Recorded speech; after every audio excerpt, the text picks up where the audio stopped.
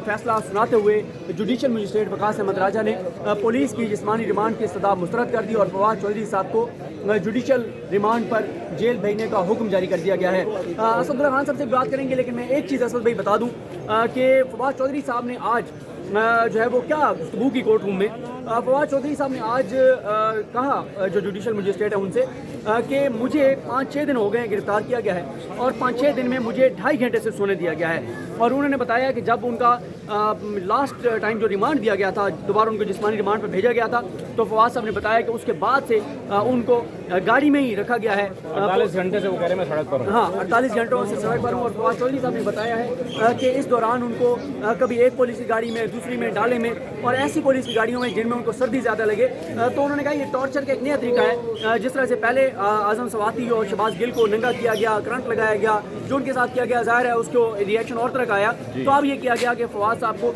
48 घंटे से सड़कों पर घुमाया गया सर्दी में, ऐसे डालों में, ताकि उनके असाब को तोड़ा जा सके। ये बताएं असद भाई कि अभी ये जो कुछ हुआ और जिस तरह से उनको कपड़ा डाल के लाया जाता रहा, और उससे फ़ायदा हुआ है जिसने ये कराया है या उनको नुकसान हुआ है? देखिए सिद्दीक जान साहब, मामला ये है कि एक तो हर गुजरते दिन के साथ सिस्टम पर से एतमाद लोगों का उठता जा रहा है, और ये इतनी परेशानी की बात है कि रोज़ ऐसी चीज़ें हो रही हैं जिससे लगता है कि इंसाफियत अब जाए कहाँ। अब सवाल ये पैदा होता है कि इसमें रिमांड की क्या ज़रूरत है। और आज जज साहब सवाल उठा रहे हैं कि जी आपने ये टेस्ट क्यों करना है आवाज़ को मैच करने के लिए, और इसकी क्या ज़रूरत है। वीडियो भी, तस्वीर भी। हाँ, वीडियो भी, तस्वीर भी।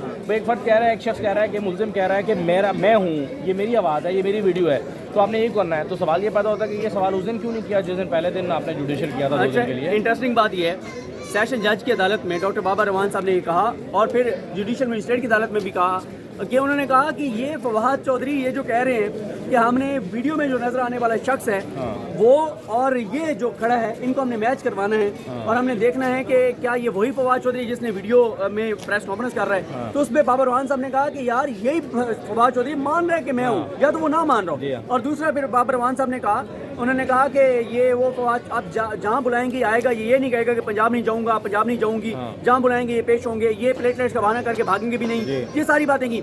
और फोटोग्रामेट्री टेस्ट के हवाले से मैं थोड़ा सा बता दूं, आपको तो पता है लेकिन नाज़रीन को, कि ये होता है कि जब आप सीसीटीवी फुटेज कहीं आती है, मोबाइल से वीडियोस आती हैं किसी क्राइम की, तो फिर वो मैच किया जाता है कि ये वही मुल्जिम है जो हम समझ रहे हैं सीसीटीवी फुटेज में, वो सारा एक देखा जाता है। तो यहाँ भी या नहीं, हाँ, तस्दीक की जाती है। यहाँ पे फवाद चौधरी हैं, वो मान रहे हैं। और आज भी फवाद चौधरी, असदुल्ला खान साहब, उन्होंने जुडिशल मजिस्ट्रेट के सामने कहा कि मैं अपनी बात पर कायम हूँ, मैं अपनी बात पे कायम हूँ, मैं अपनी बात से पीछे नहीं हट सकता, मैं अपनी बात से पीछे नहीं हटूंगा, मैं सरेंडर नहीं करूँगा।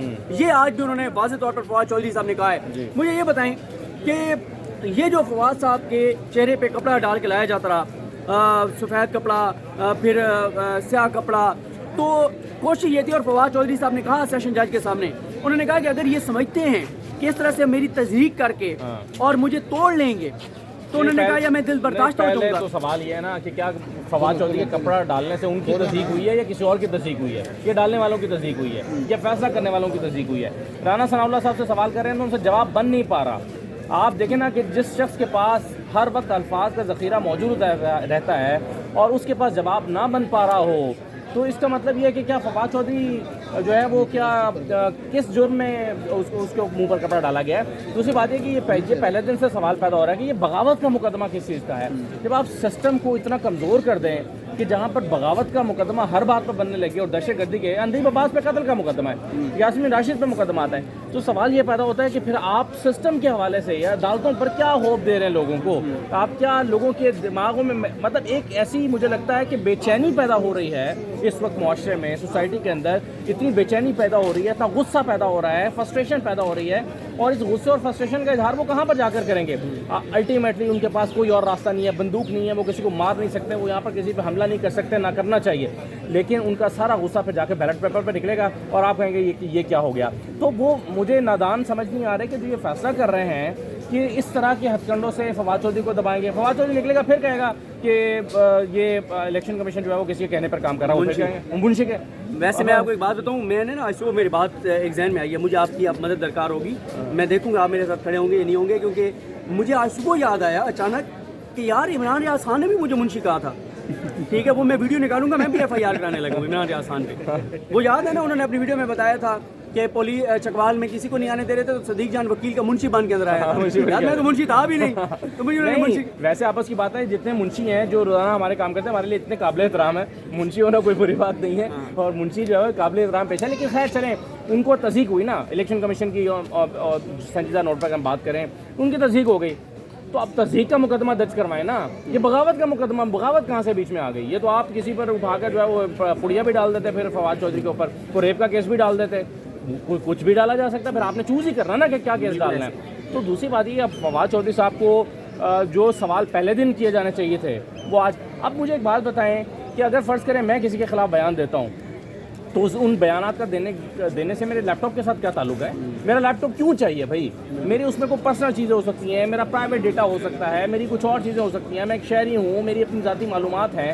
وہ لیپ ٹاپ کسی شخص کو کسی کے خلاف بیان دینے سے کیوں چاہیے؟ کیا انہوں نے کسی دہشت گردی کے اس سے رابطے میں تھے؟ کیا ای میلز کا ریکارڈ چیک کرنا ہے کہ وہ ٹیررزم کر رہے تھے, وہ بم بنا رہے تھے, وہ کیا کر رہے تھے جس کے لیے آپ کو لیپ ٹاپ چاہیے اور ان کے تمام فون موبائل فونس چاہیے, اور پھر ریکور بھی نہیں کیے, یا تو پھر کیے ہوتے ریمانڈ لے کے, اور پھر آپ ریمانڈ مانگ رہے ہیں. تو یہ سارا کچھ کر کے ہم اس سسٹم کے اوپر جو تھوڑا بہت اعتماد بچا ہے, یہ ہم خود وکالت کرتے ہیں کہ نہیں جی آپ